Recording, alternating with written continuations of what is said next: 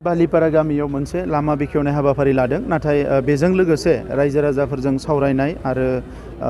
उदालगुरि जिल्लायाव गोबां हाबाफारि लानाय जादों बेवहाय आं गासैयावबो बाहागो लागोन गुबै बाथ्राया जाहैबाय जे 2.5 बोसोर थांनायनि उनाव गासिबो बिटिआरनि 40 समस्थियाव डेभेलपमेन्टआ समान समान जानांगौ बेखौ लानानै जों मोनसे मास्टार प्लेन बानायगासिनो दङ आरो बिनि थाखायनो गुबुन गुबुन थाखोनि रायजो राजाफोरजों रायलायनानै मोनसे जाहाथे पलिसि लानो हायो मोनसे डिसिसनजों थांनो हायो आरो बेवहाय प्रायोरिटियाव गिबियावनो मा डेभेलपमेन्ट नांग्रोगो रायजो राजानो लामा नांग्रोगो ना इरिगेसनाव दै नांगो ना मा नांगो बे गासैखौबो बिजिरनो थाखाय जोंनिफ्राय मोनसे मिशन सोलिदों आरो आङो गासैबो 40 समस्थियावबो थांगोन आरो बेवहाय रायजो राजानिफ्राय खौरां लानानै डेभेलपमेन्टखौ एनसियर खालामनो थाखाय जों माखासे हाबाफारि लागोन गोबां लामा नायगासिनो दङ सार बै माने जिखिनि गं 10 प्रभिन्सियेल कलेजनि जानानै बे थाबैनो जागोन आंथ' मिजिं थिदों जे मास मोनसेनि गेजेरावनो जानांगो बेनि थाखाय जों नायगासिनो दङ स्टुडेन्ट एनरलमेन्ट बिसोरनि बेसेबां प्रफेसारफ्रा माने इलिजिबल जागोन साखरिया रेगुलार जानायनि थाखाय UGC नर्मसा फिलआप जागोन बेबायदि माखासे क्राइटेरिया दङ बेखौ जों बिजिरगासिनो दङ बे जोबनाय लोगो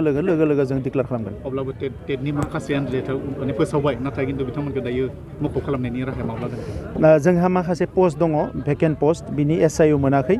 जेब्ला स्टेट गभर्नमेन्टनिफ्राय SIU खौ मोनगोन लोगो जों एपइन्टमेन्टखौ होगोन बेनिफ्राय 6.3 क्ल'सनि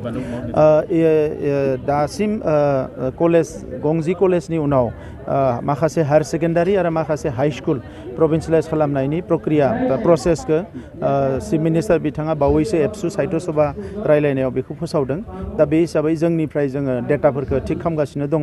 जाहाथे बेखौबो जों थाबैनो खालामनो हायो गोबां स्कुला दासिमबो बायग्रेबनाय अबस्थायाव दं बिथांमोन बेफोरनि थाखाय जोङो देग्लाय बोसोराव 500 फरायसालिखौ फोसाबनो आखायाव लादोंमोन आरो बेयो जोबसिगोन आरो बिनि अनगायै देग्लाय जों नायदों जे बेसेबां फरायसालिया बिटिआर ओनसोलाव अखा सेरो फरायसाफ्रा अखा हाबा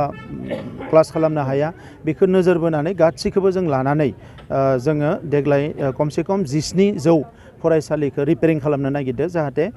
2024 मायथाइनिफ्राय रावबो फरायसाया अखा सिजानानै क्लास खालामनो गोनां जाया जों नुबाय कालाइगाव गंसेल' गोजामसिन बर' माने बेजों हाइ स्कुल दङ नाथाय बिनि थांनाय लामाया जोबोद गाज्रि बेनि थाखाय मा खालामो बेखौ जेरैखि जाया बानायनानै होगोन